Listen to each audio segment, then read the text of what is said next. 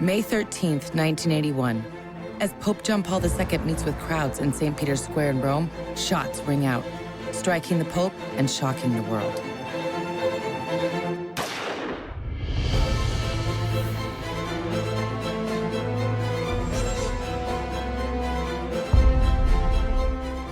An attack on the Pope was something unprecedented in the 20th century, and it obviously affected people. Following the commotion and outrage, a question arose. Could this attack have been avoided?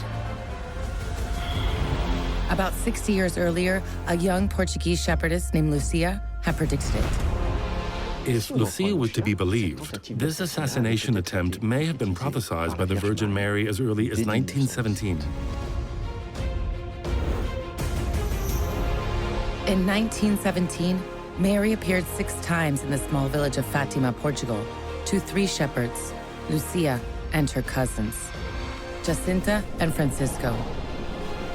Each appearance was accompanied by a miracle witnessed by thousands of people. People believe this is the end of the world, falling on their knee, praying, confessing their sin. But it was only to Lucia, Jacinta, and Francisco that the Virgin entrusted a 3-part secret of profound importance, but whose vague interpretation remains compelling. It gave rise to a whole myth, an attraction, and a passion throughout the entire world. Some believe the secret prophecy describes nothing less than the fate of humanity. Fatima's message was one of the common threads of the history of the Church in the 20th century. The Vatican, however, has remained silent, inexplicably locking away the Virgin's prophecies. But why? Could her messages have changed the course of history? The spread of communism, World War II, the Holocaust, the Cold War, everything could have been prevented. As early as 1917, the Virgin Mary implicated those responsible for these historic events. Our Lady said, Russia will spread her arrows all over the world. A disturbing denunciation, as its repercussions still shape our contemporary history. Behind the apparitions of the Virgin Mary, in Fatima lies the deepest enigma of the 20th century. What has made the secret of Fatima so successful is the silence around it, the mystery. To this day, the idea remains that not everything was said, that documents were falsified, and that the Church continues to hide things. Which is true. They must be hiding something. But what? For more than a century, hundreds of books and articles have attempted to unravel the mystery of Mary's apparitions. And, above all, to reveal her secret.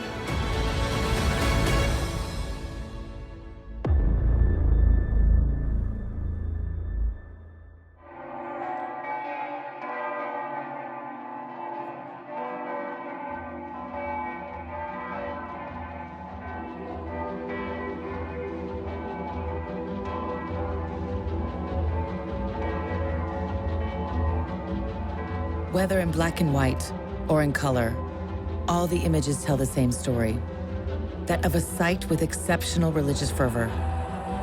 Located in Portugal, some 100 kilometers from Lisbon, the city of Fatima welcomes 8 million Christians each year who come to pray to the Virgin Mary, Mother of Jesus. Until 1917, however, this gigantic white open-air esplanade was only a field. What happened to turn this wild countryside into an immense place of worship dedicated to the Virgin Mary?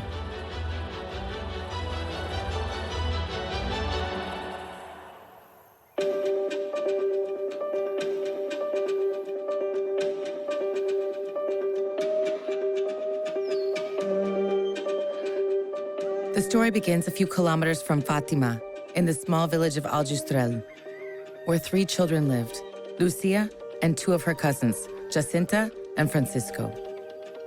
They were between 7 and 10 years old. They were shepherds. It was a rural environment where piety was very present. They were extremely devoted. They were not what you would call cultured. On the contrary, they were uncultured but very religious because they went to church, and Lucia, compared to the others, seemed to be particularly motivated by her faith. Religious celebrations and the raising of sheep punctuated the daily lives of these 3 children from a modest background. That Sunday, May 13th, 1917, began as an ordinary day.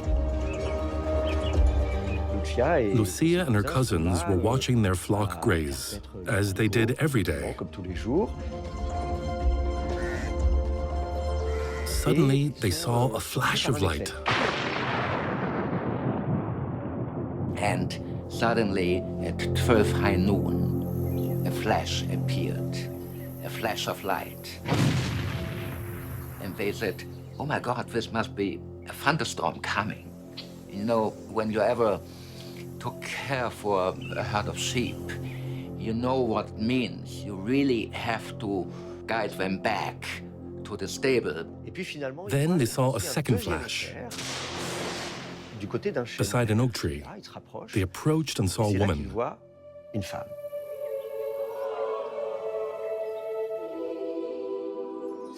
She was radiant in the literal sense. There were rays of light coming out of her that were more radiant than anything you can imagine.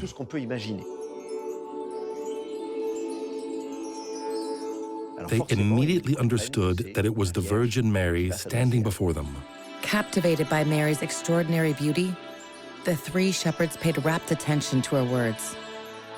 What would this divine figure tell them? The Virgin Mary had an important message. She said that she was there for them, that she would return to this very location, and that they should pray for peace. This was the most common request of any apparition, even more so in 1917, in the middle of the war. The first Portuguese soldier sent to the front had just fallen in battle. This caused great emotion in the country, of course. In 1917, the Portuguese population was desperate for hope. World War I seemed like it would never end. In addition to the global conflict, riots were occurring inside the country. For years, part of the population had been attempting to get rid of the church's grip on society.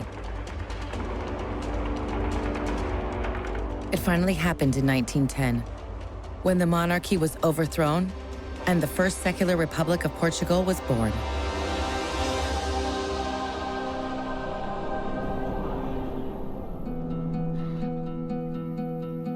This desire to make a clean break with religion caused anguish in the rural and highly pious world to which Lucia and her cousins belonged. When they were told that Mary, Jesus, and the other stories were a thing of the past, they were in complete disarray. They obviously continued to believe, especially in the Virgin Mary. To them, she was someone in whom you could confide and ask for things. But on May 13th, 1917, when she appeared in Fatima for the first time, it was the Virgin Mary who made a unique request of the 3 shepherds. What distinguishes the apparitions of the Virgin Mary in Fatima is the notion of appointments. Mary told the children to return on the 13th of each month and that she would meet them there. Lucia, Jacinta, and Francisco were asked to return 6 times in a row after May 13th. At the same time, on the 13th day of each month. It was a very precise monthly appointment with Mary, which the shepherds obediently kept. In this way, the Virgin Mary took charge of the situation. She was in control, not the children. But that's not all. Mary went further. 3 months later, she is said to have confided to them what would be known in history as the secret of Fatima. The third apparition on July 13th, 1917, is one of the most famous because it was on this day that she revealed to them the famous three-part secret.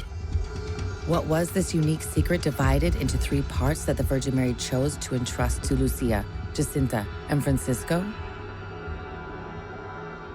Overall, the content was apocalyptic. It had to deal with the end of the world. One that wasn't very cheerful. The first part was a description of hell. There's a kind of underground sea of fire in which are demons and the souls of the damned. It's a fairly classic depiction of hell, one that's already found in the Bible. The second part of the secret, revealed by the Virgin Mary to Lucia and her cousins, would be even more dramatic. On July 13th, 1917, the Virgin detailed what would happen over the course of the 20th century by revealing a political prophecy to the children. She said, the war will come to an end soon. But if mankind continues to sin, another war will happen, and it will be much more terrible than the one before. In speaking of this chaos, the Virgin Mary went so far as to name one country in particular.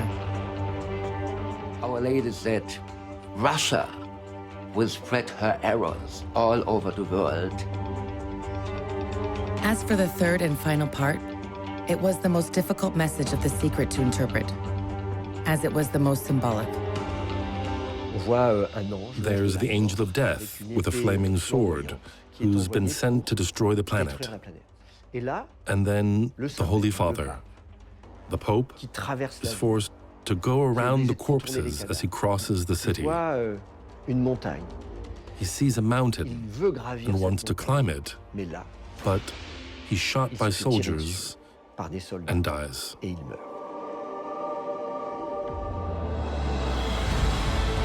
Did the spectacular vision foreshadow the tragic attack on John Paul II on May 13th, 1981?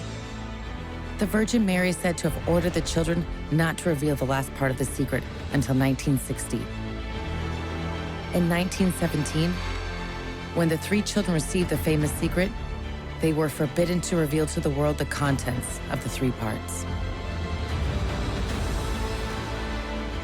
One very important element of the secret was the Virgin Mary's instructions not to reveal it to anyone. Why would Mary order the children not to immediately divulge the secret entrusted to them? It would take over 50 years for all three parts of the secret to be fully revealed. And even today, when everything seems to be known, it isn't that simple. To try to shed light on the Virgin Mary's mysterious secret, we'll pursue several leads. Are we sure of the credibility of the three shepherds? What about the prophecies made by the Virgin Mary in 1917? Was Lucia to be trusted? How are we to interpret the Vatican's strange attitude towards Lucia and the secret she was told?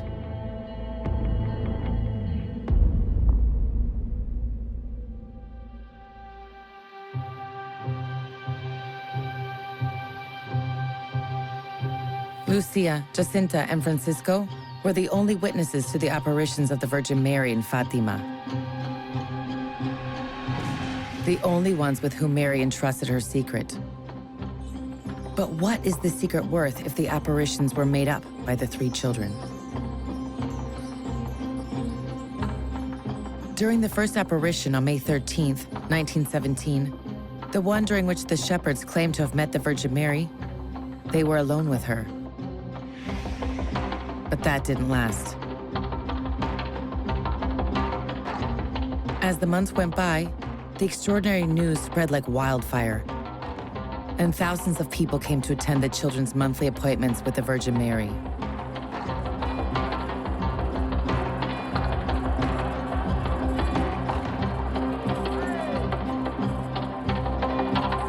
what exactly did the believers see as they followed the three shepherds to their appointments with Mary? If you'd been there, you would have seen three children kneeling and looking at a shrub. You wouldn't have seen much. Some people mentioned a bit of wind in the trees, a small clap of thunder,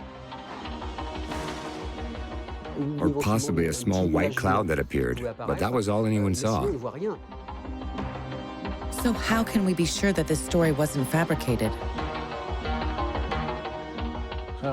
Very quickly, of course, the children's credibility was questioned. Were they telling the truth? Nothing was less certain. Even the Portuguese clergy were suspicious. In the anti-clerical climate that reigned in Portugal at the beginning of the century, these pseudo-apparitions were talked about often, but discredited the Catholic religion, which was already under attack.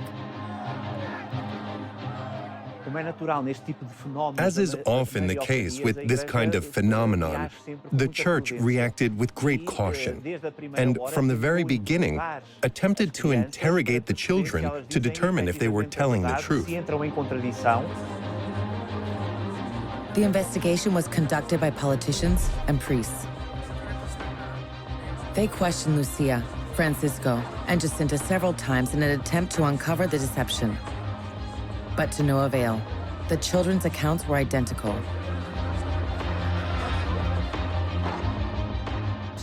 They were so similar that their stories seemed to be real. That is, the children really seemed to have heard and seen a person they said was the Virgin Mary. Were the three shepherds telling the truth?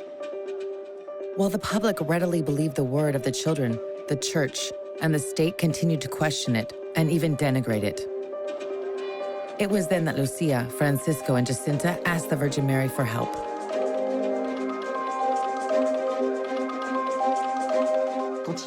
When they saw Mary again, they told her about the problem, and she told them that she would work a miracle on October 13th, 1917.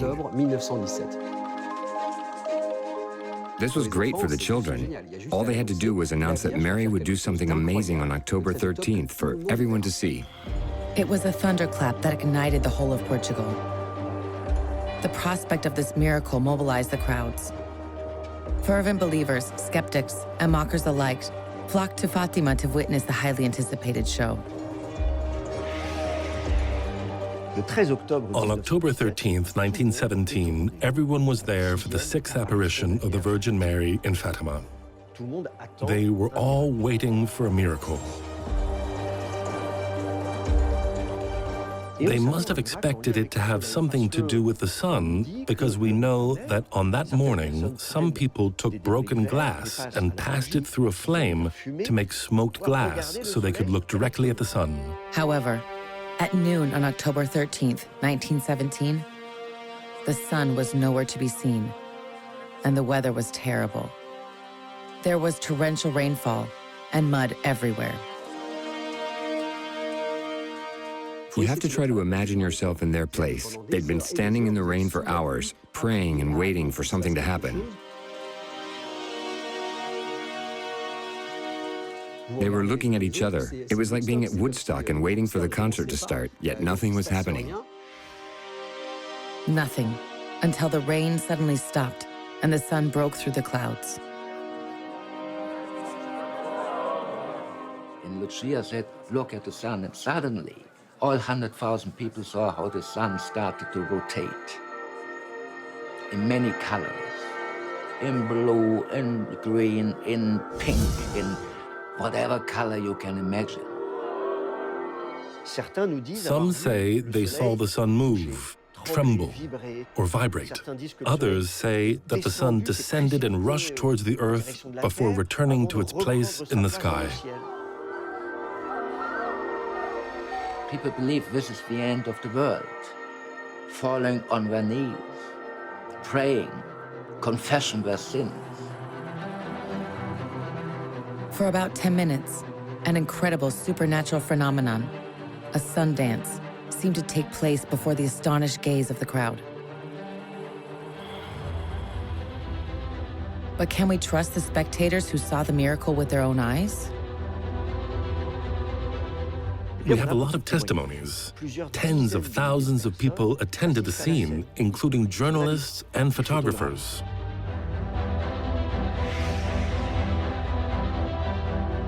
Among the witnesses to the miracle, one of the most important was the editor-in-chief of the newspaper O Século, who was not only an unbeliever, but also an anti-clerical.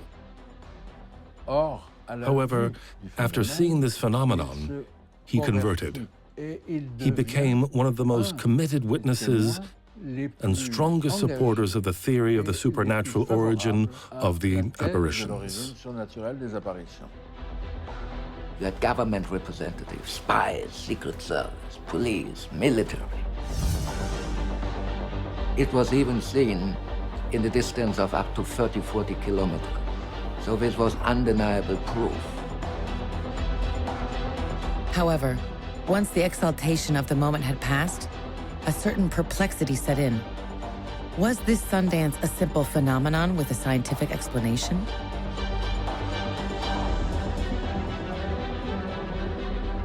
The sun has cycles that alternate between very intense periods and very calm ones. The cycles are characterized by the number of sunspots that appear on the surface of the sun. But on October 13th, 1917, the activity of the sun in Fatima seemed to have been quite normal. Some witnesses tried to translate the movements of the sun into drawings.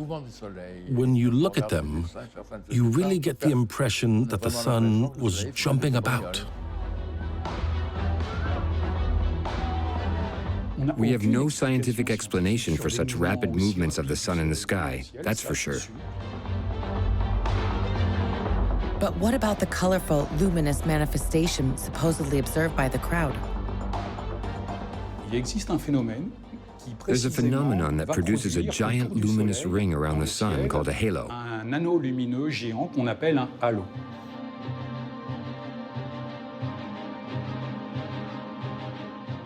This halo occurs in specific weather conditions that happen to have been present on that day. Cold, wet, cloudy weather turns water droplets in the atmosphere into ice crystals. When they pass into the white light of the sun, several different colors appear, forming a luminous, iridescent arc.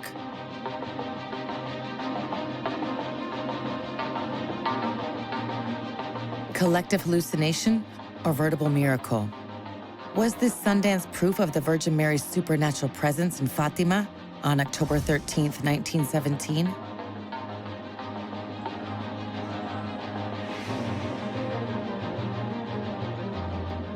In the end, there may not have been anything miraculous about this solar activity, except perhaps for the timing. It was precisely at that time and date that the sun experienced all of these spectacular manifestations. To this day, no clear answer has managed to unravel the mystery surrounding the last apparition of the Virgin Mary in Fatima. But no matter.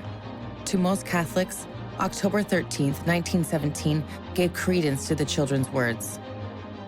The three shepherds seemed to truly be in contact with Mary. While the children appeared to be trustworthy, what about the announcements that the Virgin Mary had made in her famous secret?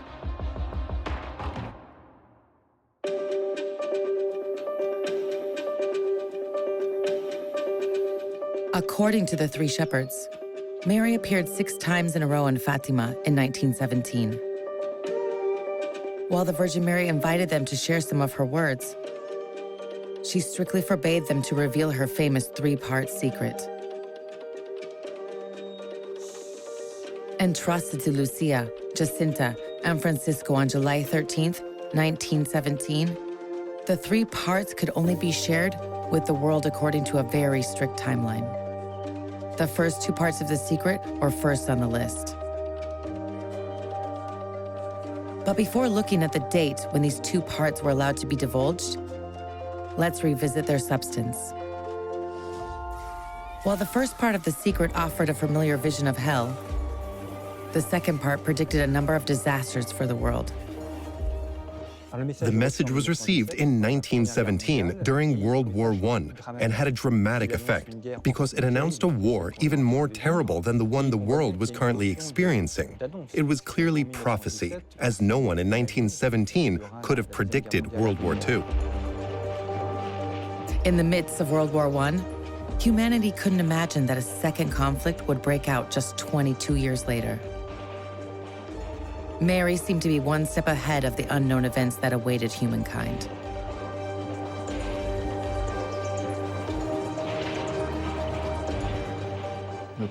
Most notably, World War II, of course, but also the Holocaust, the use of atomic weapons, forced migration, and total disregard for human life. None of this had ever existed before. Yet Mary mysteriously predicted a terrible century, of which she triggered at least an understanding, if not the actual events themselves. The visionary second part of the Virgin Mary's secret was all the more disturbing, as it designated a main culprit for all of these atrocities: Russia. What did Russia have to do with all of this? It was 1917, the eve of the Bolshevik Revolution, which would put an end to the Russian Empire, an Orthodox Christian empire, to make way for Soviet Russia, which completely expelled religion. In July 1917, the wave of secularization affecting Portugal was about to reach Russia in the form of communism, the sworn enemy of Catholicism.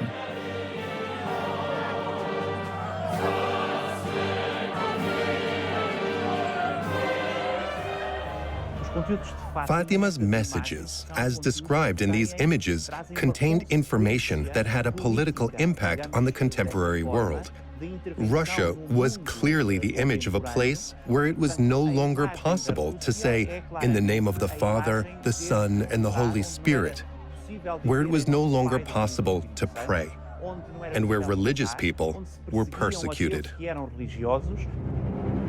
By naming Russia, was the Virgin Mary seeking to warn humankind of the threat that hung over their heads? During World War II, communism was perceived as the instrument used by Russia to spread its mistakes throughout the world.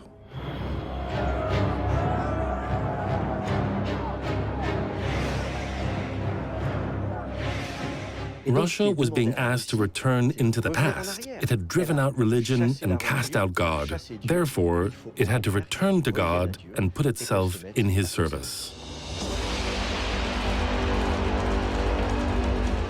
From World War II to the spread of communism in the East, the Virgin Mary allegedly revealed the main historical event of the 20th century. In July 1917, however, these visions were part of the secret that Mary had strictly forbidden the children to speak of to others. One may wonder why Mary would choose to confide such a heavy, serious secret to these three children, only to ask them not to tell the people who would clearly be directly affected. Why did Mary ask for the children to remain silent at the beginning? Again, we don't know. This silence was very problematic, because the Virgin Mary only gave permission to disclose the first two parts of her secret in 1941. This responsibility fell to the eldest of the three children, Lucia. The message was received in 1917. It was written down in 1941, more than 20 years later. If this secret had been revealed to the public in July 1917, it could have been called a prophecy, since it foretold the events that would occur in Russia a few months later. But in this case, Lucia revealed the secret in 1941, meaning after the fact. What was announced in 1917 was something that actually happened. Even if it wasn't made public, Lucia and the other seers heard it, and Lucia understood it the moment the events took place.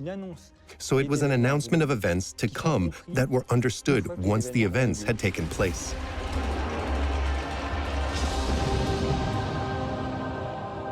As a result, we can call it a prophecy. It spoke of something that had just happened, the Russian Revolution. They were in the middle of World War II. It was Stalin's Russia. History was underway. But what part of history exactly? As the meaning of the Virgin Mary's words came into question, the contours of the Russia she spoke of became increasingly blurred. Russia was directly mentioned in the message, but without further details. When Mary spoke of Russia, she designated it as responsible for sowing disorder in the world. But which Russia was she talking about? In July 1917, the Tsar had just been overthrown, but it was not yet Bolshevik Russia. That name didn't appear until October 1917. So when Russia was mentioned, it was a kind of timeless Russia that could be applied to all of the events that Russia experienced during the 20th century. Was this the Russia of her time? Was it the USSR? Was it Putin's Russia? The question remains unanswered. We don't know. The armed conflict between Russia and Ukraine has once again opened the door to all kinds of interpretations.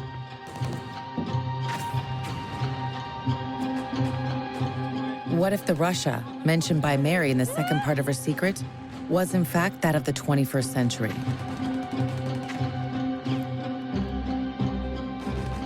Our Lady predicted all the atrocities which happened in the 20th century and most probably will happen in the future. Nobody could predict that Russia would invade Ukraine, and nobody could predict a return of a Cold War. Nobody could predict. Is Pope Francis's prayer addressed to Russia and Ukraine on March 25th, 2022, 1 month after the beginning of the war, to be interpreted as a sign of recognition by the Vatican of the secret link that unites Mary's vision to the implacable unfolding of history?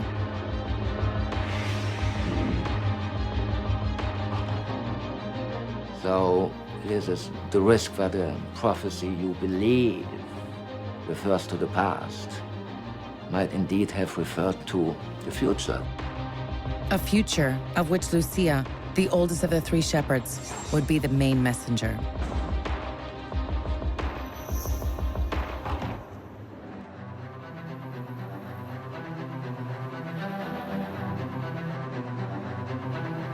From the very first apparitions in Fatima in 1917, Lucia received more messages from the Virgin Mary than Francisco or Jacinta.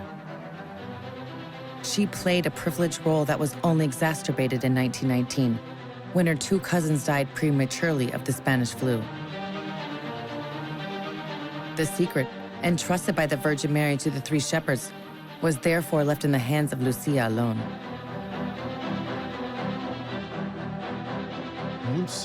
Very early on, Lucia became the only seer left alive, the only one who knew the message, the only one who had experienced the apparitions and could truly convey what had happened. Was Lucia the holder of such power to be trusted? How can we be sure of her credibility? Lucia was the only one of the three children left alive, so she could say whatever she wanted. Who could confirm the secrets were as she said?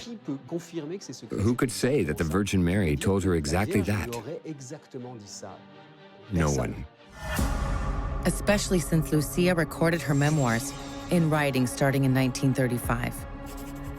Remember that the Virgin Mary had instructed her not to put her secret on paper until much later. The first two parts of the secret were written down in 1941, 24 years after the fact.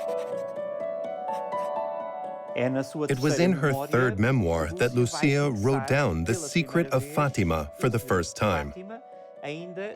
It only included the first and second parts of secret. She clearly stated that the secret consisted of 3 distinct parts and that she would reveal only 2.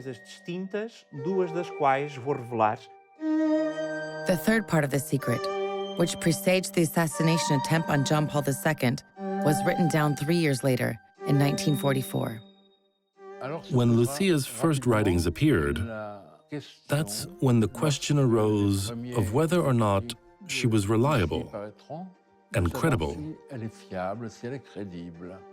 Did she exaggerate?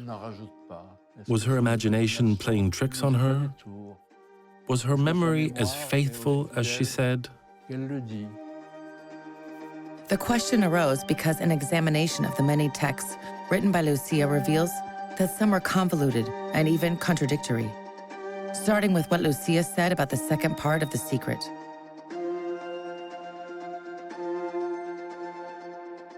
In this message, the Virgin Mary not only prophesied the coming of World War II and denounced Russia, but also gave very clear instructions to avoid the worst, and in particular, the consecration of Russia to her Immaculate Heart. What does it mean to consecrate Russia to the Immaculate Heart? Consecration is a gift given to the Virgin Mary. Russia would be put in her hands, and she would be asked to watch over it and its people, who would trust the Virgin Mary to help settle the tragedies that the country was experiencing. And this gift, or consecration, had to meet some very strict criteria. The first was that it be carried out by the Pope. The second was that he do it in agreement with all the bishops of the world. And the third was that Russia be explicitly named as the object of this consecration. For over 40 years, Lucia tried countless approaches and made many efforts with various popes to obtain the accord of the Vatican, all in vain. None of the consecrations done by Paul VI met with these 3 specific criteria. And each time, Lucia said they were invalid. She asked for some very specific things that were never fully validated by the papacy. Whoever the Pope was, it was never entirely right. As the guardian of the clear conditions set by the Virgin Mary for the realization of this prayer, Lucia was intractable. On March 25, 1984, it was John Paul II's turn to attempt to fulfill Mary's request. Yet despite his desire to do the right thing, John Paul II omitted one of the crucial conditions that had been put in place by the Virgin Mary. In 1984, Pope John Paul II did not explicitly pronounce the name of Russia. Instead, he mentioned only the people awaiting consecration. Yet, against all expectations, the Portuguese shepherdess validated the prayer. Lucia came out in favor of it. She clearly stated that the consecration had been accepted by heaven. It's not clear why this consecration, which didn't meet the Virgin Mary's conditions any more than any of the previous attempts, was suddenly considered valid. What was going on in Lucia's mind? Had the Virgin Mary changed her requirements? Lucia would never shed any light on this reversal.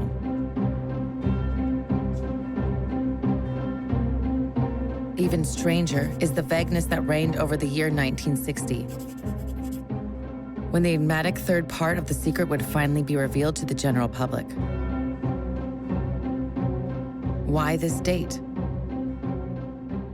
At times, Lucia said that she couldn't reveal the secret until 1960, because it wouldn't be fully understood until then. Lucia contradicted herself several times. She said that the Virgin wanted the third part of the secret to be announced in 1960. An exact date was not given, only a year.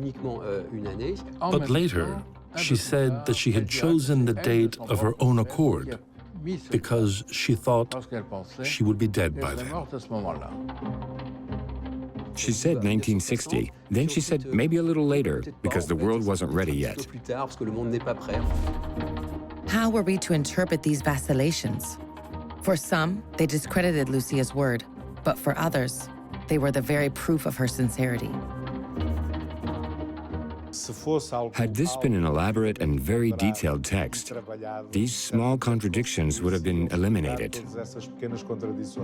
It's precisely because it's not a deliberately constructed or programmed testimony that these small contradictions ended up arising.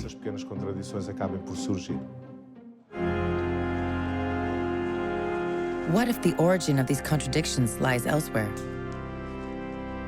To some, these inconsistencies are a sign of the Vatican's hold on the young woman, who became a nun at age 22.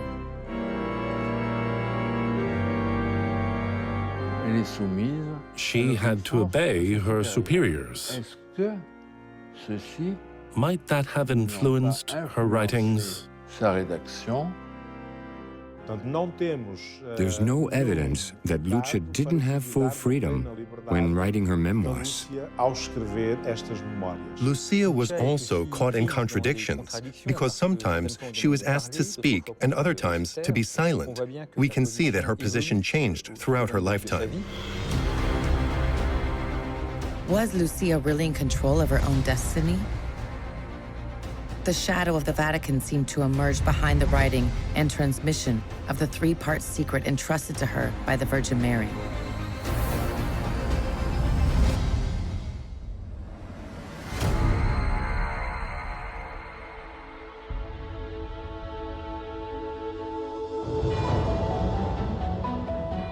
Faced with the popular piety that flooded Fatima, the Vatican was very cautious at first.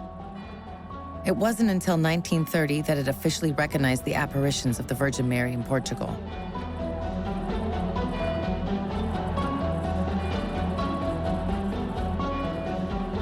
But beyond this canonical approval, its attitude towards Lucia, the only survivor and sole holder of the Virgin Mary's secret, remained enigmatic. Lucia put the Vatican in a quandary. Why? Because the clergy is supposed to be the intermediary between God and humankind.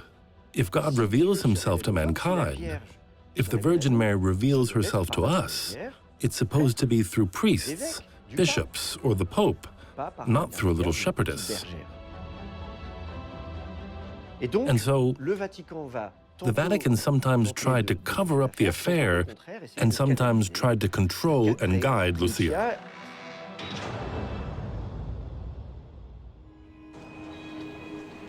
Even once she was isolated in a monastery, Lucia allegedly continued to receive messages from the Virgin Mary, which the young woman intended to reveal to the world through the Pope. Lucia's primary method to approach the popes and forward her requests, and those she had received from heaven, was a series of letters she sent to the Roman pontiffs. What was the Vatican to do with the content of these letters? Listen to the prophecies of the Virgin Mary as recorded by Lucia, or ignore them? It was a particularly difficult dilemma, given the third, most secret part of the message from Mary. In 1944, Lucia fell seriously ill, so much so that the Bishop of Lleida and his confessor pressured her to reveal the third part of the secret that had so far remained untold. Although it was the most occult vision, the one the content of which no one was supposed to know before 1960, the nun complied. She wrote down the third part of the secret in strict obedience to the bishop of the diocese, who gave her clear orders. Lucia placed the pages in an envelope, sealed by the bishop, which he sent to the Vatican. When the fateful year arrived, impatience was at its height among Catholic Christians. The third secret of Fatima was finally about to be revealed to the whole world. When the famous deadline of 1960 arrived, John the 23rd was Pope. He took note of the secret, but decided not to publish it, simply saying that it didn't concern his pontificate, but rather a subsequent one. This was a blow to all of the followers of Fatima who were hoping for the secret to be revealed.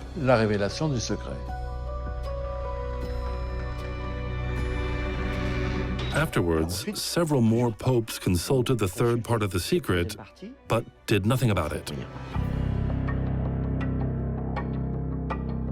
For 20 years, the Vatican hid the final part of the secret in its archives.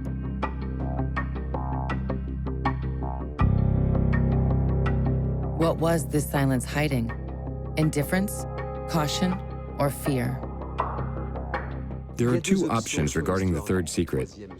Either it really didn't interest the papacy and the Vatican because they found that there was no point in revealing the information, or on the contrary, it contained something that could harm the Church or even humanity. From her monastery, Lucia undertook multiple initiatives with various popes to get them to unveil the text.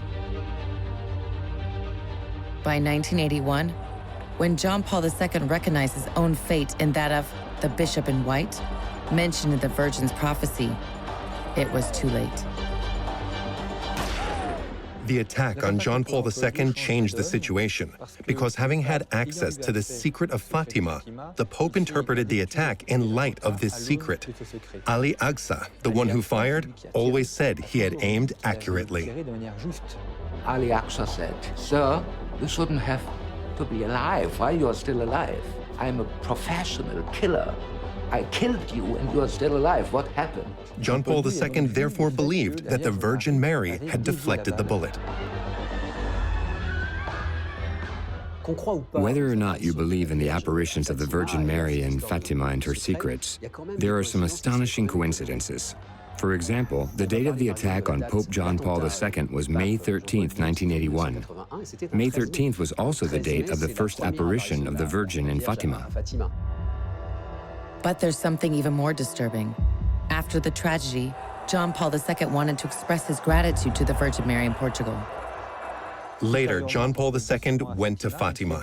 He donated the bullet that had wounded him during the attack. The bullet was placed in the crown of the statue, and the bullet fit perfectly into the setting, as if it had been designed for this very purpose. It was as if the bullet had been waiting to find its place since 1917. After the attack, John Paul II vowed to Lucia to finally make the prophecy public. But the press conference, during which the entirety of the third part of the message was finally read to the general public, didn't take place until June 26, 2000, some 21 years later. The Church took a long time to react. If Pope John Paul II had decided that was the third part of the secret of Fatima, he could have said so very quickly, even from his hospital bed. But another 20 years passed before the general public was informed of the third part of the secret. Why keep it silent for so long? Knowingly forgotten, even by John Paul II, the envelope containing the famous secret of the Virgin Mary remained trapped in the Vatican archives. Why did the Holy See refuse to share the message of the Virgin? The third part of the message, that of the man in white who's shot, is also kind of delicate because it gives an apocalyptic vision of the Church. It can arouse fears, and it shows a version of the Church that is weakened.